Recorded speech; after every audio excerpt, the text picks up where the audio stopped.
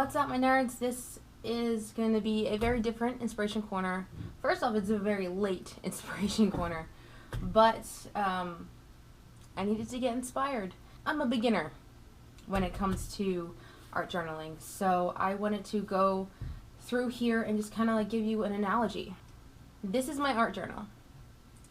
This is very new method of expression for me.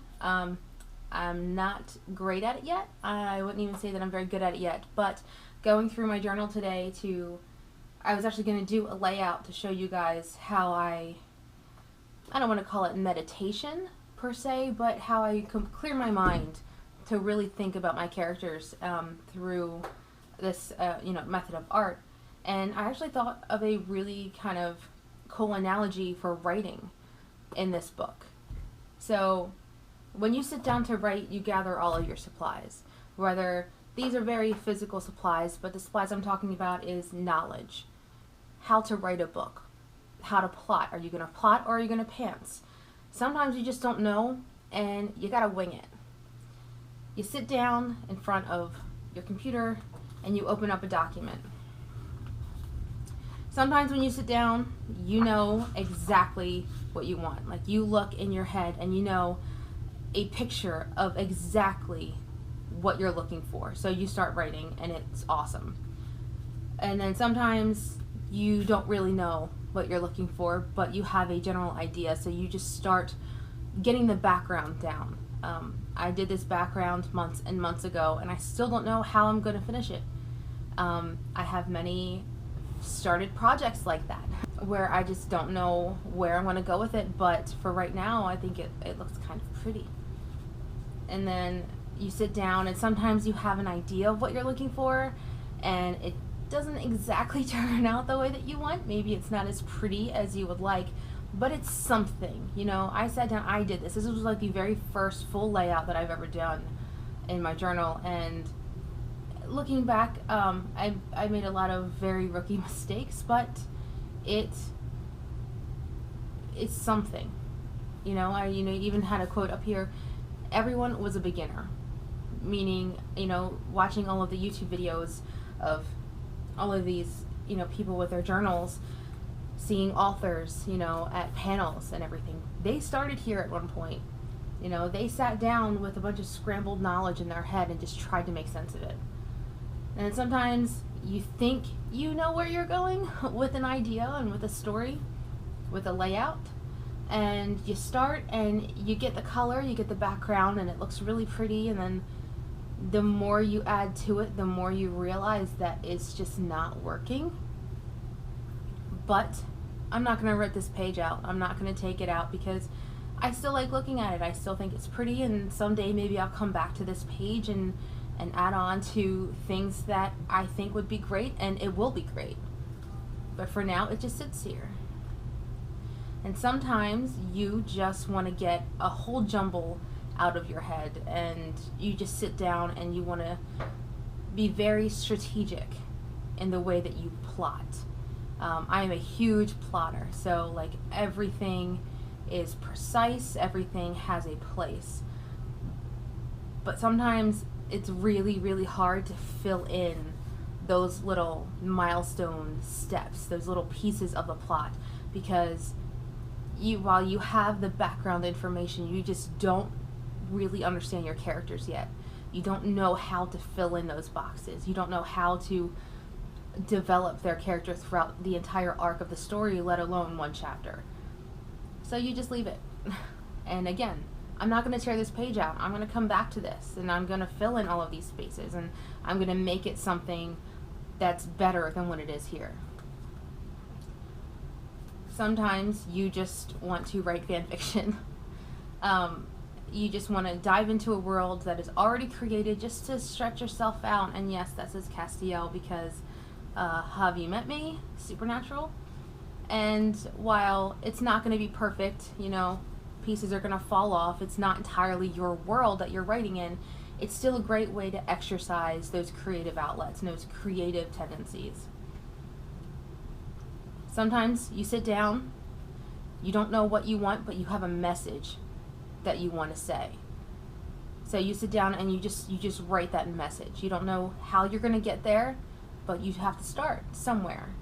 And I think this is one of my favorite layouts because it has many different layers to it, just as your book should have different layers, different subplots. You know, on the surface you have just be you, love yourself, love your body, love the people around you, love your life, be very optimistic. But then in the deep background, underneath all of the color, if you look really closely, there's a calendar under there. I actually took a sheet of a calendar and pasted it into my book before I went over it with color. And if you look here, right under that yellow, it says New Year's Day. So this is actually a calendar of, I think it was January last year I used. And it symbolizes so much. People use New Year's Day as the signifier of a fresh start. And what better way to start than to have that confidence that